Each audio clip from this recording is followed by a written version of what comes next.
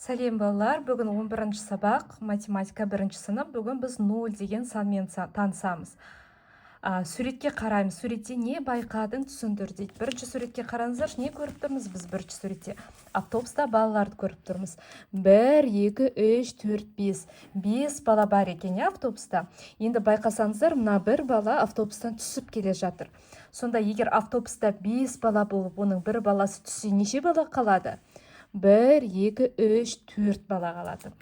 Демек, 5 азайту 1 біздің мынау 4-ке тең. Енді мына 4 баланың тағы біреуі түссе қанша бала қалады? 1, 2, 3 бала қалады. 4 азайту 1 бізде 3-ке тең. Енді мына 3 бала қалды. Оның тағы да бір баласы автобустан түссе неше бала қалады? 1, 2. 2 қалады. Демек, 3 азайту 1, 2-ге тең. Енді бізде мына 2 бала қалды ғой. Осы мына бір қыз түсіп қалса, автобуста қанша бала қалады? 1 бала қалады.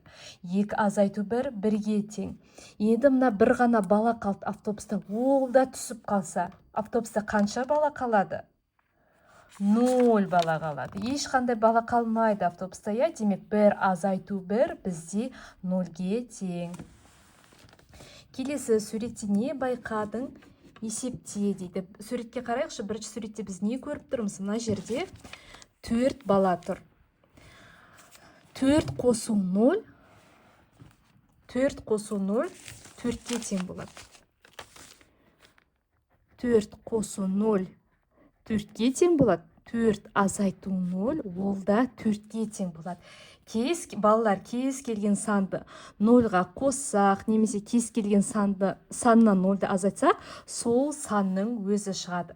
Яғни 4 қосу 0 4-ке тең, 4 азайту 0 4-ке тең. Енді қараңыздар, мына 4 бала болды. Со 4 баланың 4-еуі де кетіп қалды. Бізде қанша бала қалды? Ешқандай бала қалған жоқ. Демек, 4-тен 4-ті азайтсақ, 0 болады. 4 азайту 4 0-ға тең. Келесі ауызша есепте және жаз. Онда бірге есепте, бірге жазайық. 3 қосу 2 5-ке тең.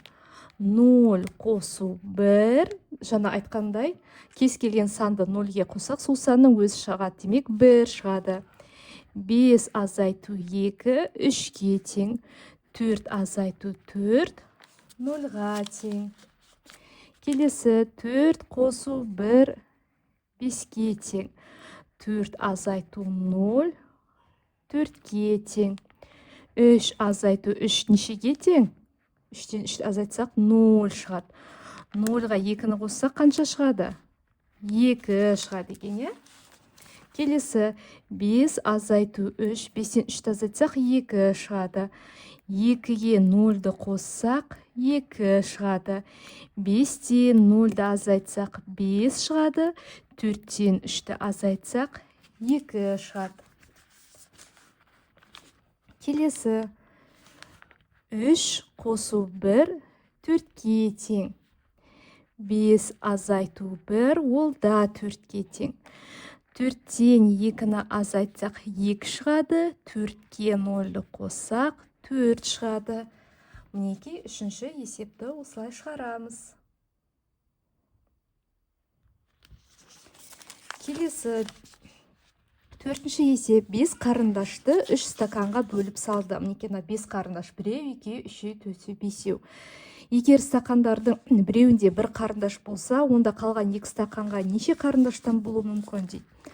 Қараңыздар, мынаған біз 1 стаканға салсақ, мына 2 стаканда қанша қарындаштан болуы мүмкін?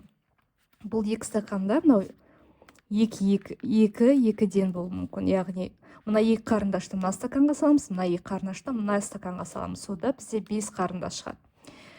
Немесе мына стаканда 1 қарындаш болса, мына стаканға мына 1 қарындашты ғана саламыз, мына стаканға қалған 3 қарындашты салсақ болады.